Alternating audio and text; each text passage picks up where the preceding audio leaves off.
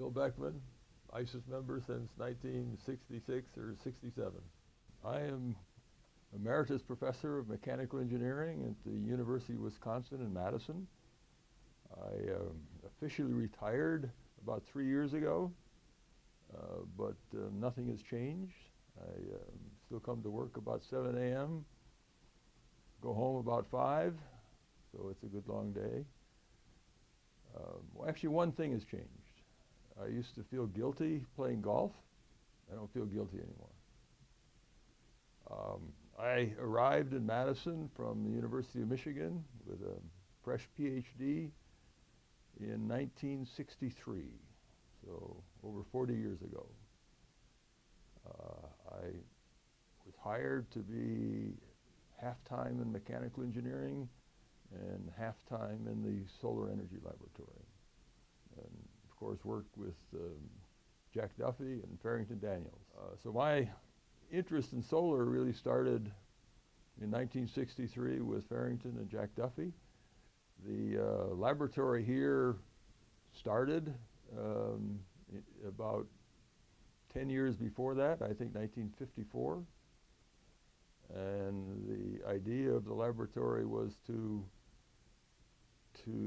promote solar energy in developing countries. That's what the initial funding was for from the Rockefeller Foundation. But I think it became apparent after many years that the one thing about solar energy that you need is capital, and the one thing a developing country doesn't have is capital. So it's not really a good match. Although there certainly have been some changes in recent years with some external funding, but at the time it was difficult. Bernie here just asked about textbooks. Textbooks come about most of the time by teaching. And Jack and I wrote notes for class based on some early notes that he had from the class. And I taught the solar energy course virtually every year from mid-60s until last year. The textbook evolved from one that we did on a typewriter to a new edition that came out in 1981. It wasn't called the second edition. It was just a new book. And then in 1991, we revised it. And now it's 2005, and I'm working hard on one more revision. Hope it'll last the rest of my life, because I'm not going to do it again. Put up the other one. Then you can even, if you want to do the, I don't have a dust jacket, so but that's the last one right there.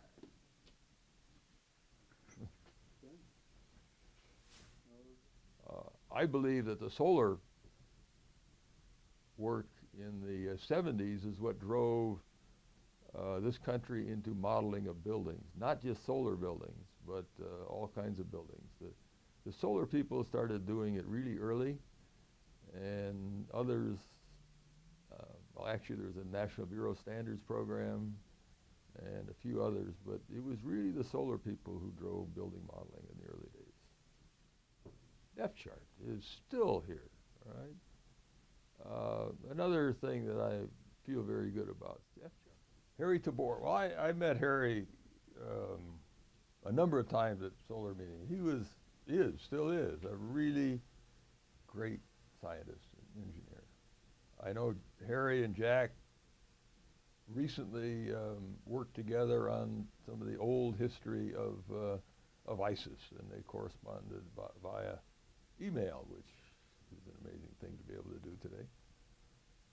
I mean, Harry saw things coming. I mean, he was really one of the first people involved in selective surfaces.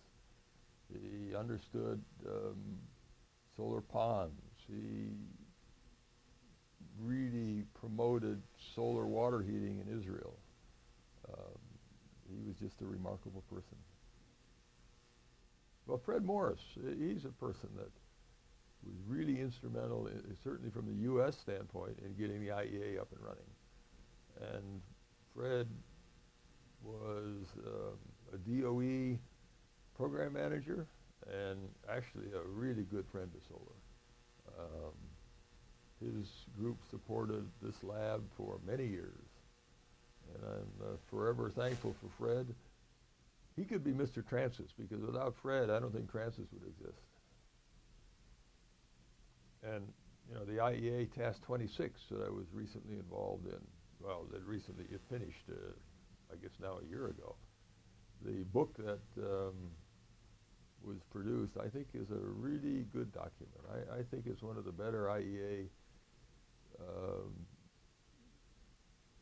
products that have come out, and I think it's a very useful one.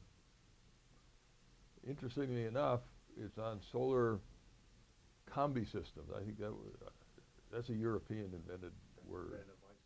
Andy Drummond, who was at Epley and instrumental in all the Epley meters that we use today. He was also one of the early editors of the Solar Energy Journal. I have on my shelf there every one since volume 1, number 1. The first few were not obtained by me because it was a little bit ahead of my time. The journal, I think, is what really kept the society going.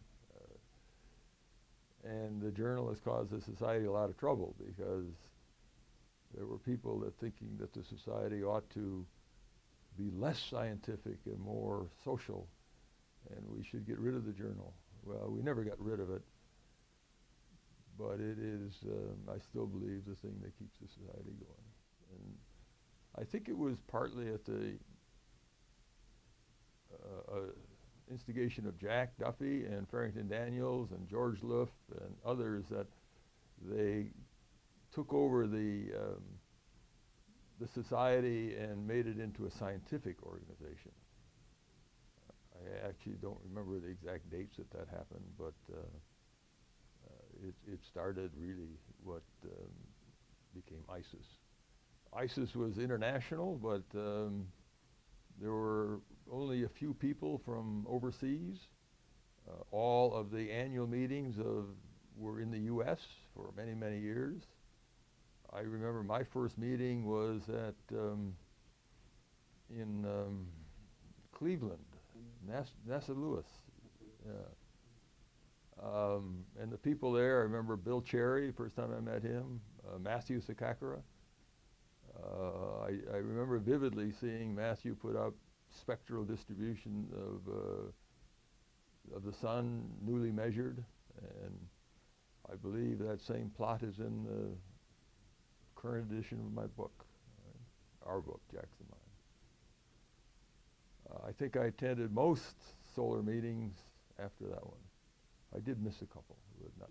Well, India was interesting because they had to postpone the meeting by a couple of months. I don't remember exactly what happened, but they were not ready, and the meeting time came and they said, whoops, we have to postpone for months. But I went, and it was an interesting meeting. The upcoming ISES meeting, well, combined ISES meeting will be in Florida.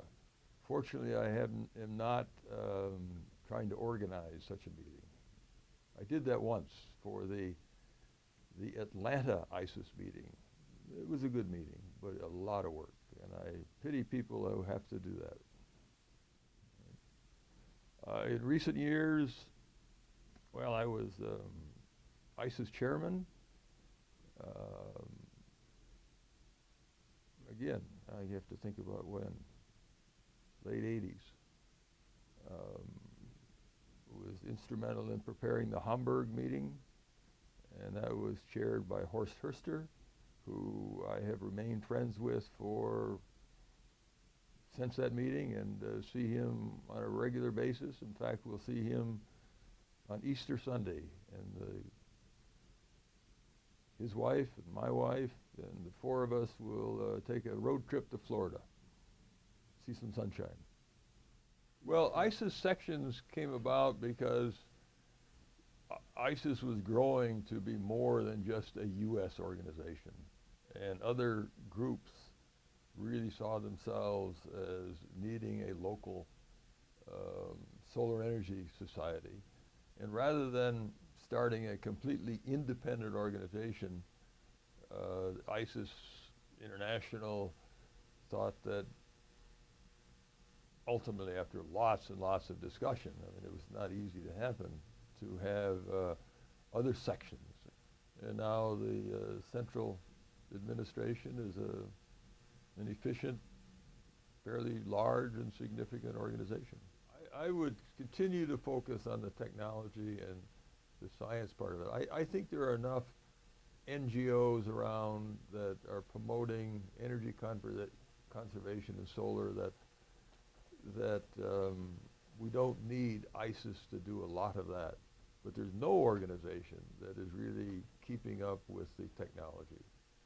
And, you know, there isn't a day goes by that I don't look in that library for something, and very often I can find it in an ISIS publication.